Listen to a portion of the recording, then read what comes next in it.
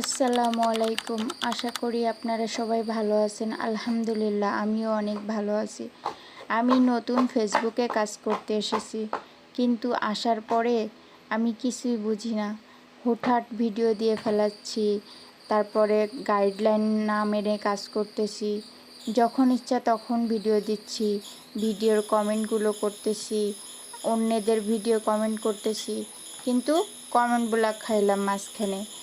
তো একজন আপু বলল যে তোমার কমেন্ট ঠিক হয়ে যাবে, তুমি এভাবে ঠিক করো।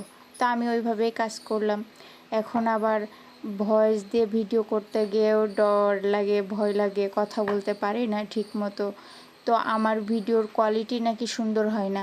তো আমি কিভাবে ভিডিওর কোয়ালিটি ঠিক করব, আপনারা যদি একটু বলে দেন বা পরামর্শ দেন আমার খুব উপকার হয়।